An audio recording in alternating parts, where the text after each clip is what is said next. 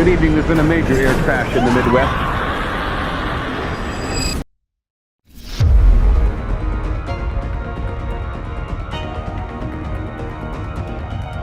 A modern multi-ton passenger jet is plunging toward Earth. Every primary flight control terminal is completely dead. The pilots are violently turning the control wheels, but the physical wings refuse to respond. This isn't a partial mechanical failure, it is a total systemic blackout. The aviation matrix was built on an absolute mathematical certainty that three independent backup networks could never fail simultaneously. It was flagged as a 1 in a billion anomaly, virtually impossible, until a hidden manufacturing defect and a split-second structural tear proved the math entirely wrong. How did a flawless network of fail-safes completely collapse, forcing an elite crew to reinvent the entire science of aerodynamics mid-flight?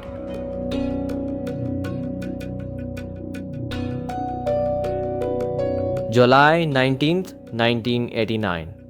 United Airlines Flight 232 took off on a routine transit route over the skies of Iowa.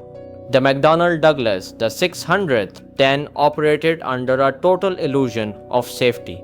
It featured three separate, completely independent hydraulic systems designed to move the wing ailerons, elevators, and rudder. The engineering blueprint was clear. If System 1 ruptured, System 2 and 3 would absorb the load instantly.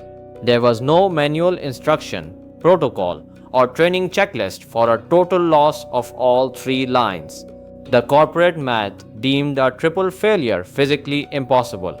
Then an explosive bang tore through the rear fuselage at 47,000 feet. The tail-mounted number 2 engine had suffered a catastrophic failure. Debris fragments sliced straight through the rear compartment.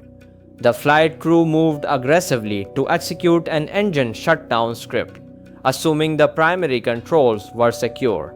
But within seconds, the system pressure dropped to zero. Shrapnel had pierced the one precise node where all three independent hydraulic pipelines crossed paths near the tail fin. Every drop of pressurized liquid bled out into the sky. The massive aircraft began banking violently into a terminal right-hand roll.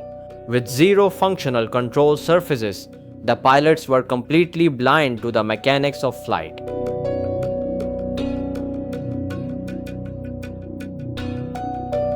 The terrifying reality facing the United crew mirrored the deadliest single-aircraft disaster in human aviation history.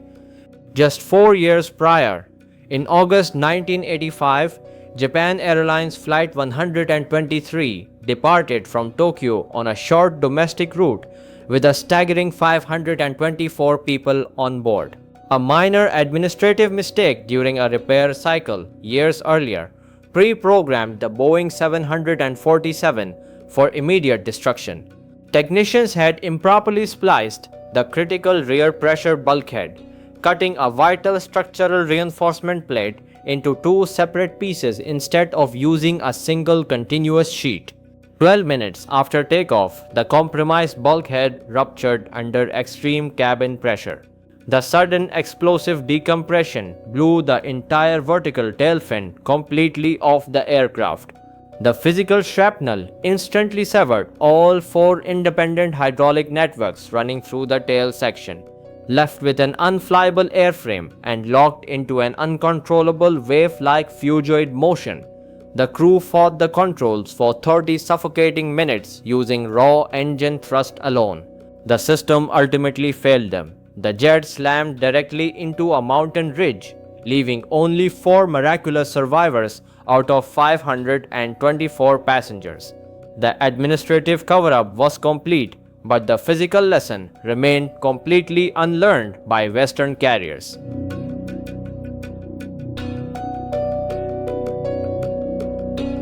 Back on board Flight 242, the United crew accepted immediate assistance from an ordinary passenger sitting in first class.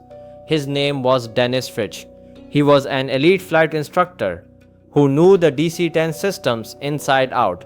Fitch stood directly between the two pilots, taking full manual command of the only mechanism left functioning, the left and right engine wing throttles.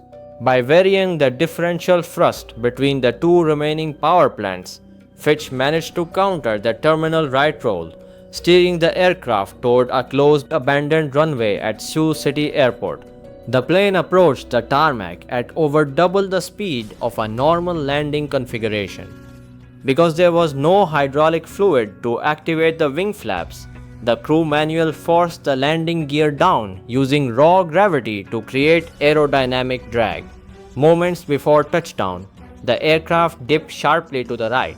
The wingtip slammed directly into the ground, breaking the multi-ton airframe into an absolute fireball that skidded into adjacent crop fields.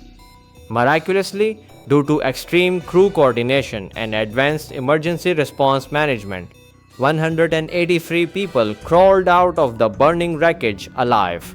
The pilots survived inside the crushed cockpit module, proving that raw human resource management could overcome an absolute technological blackout. We board commercial aircraft with an absolute conviction that automated redundancy protects our lives. We trust the mathematical assurance that systems cannot fail at the exact same moment. But modern infrastructure is engineered on a web of catastrophic assumptions.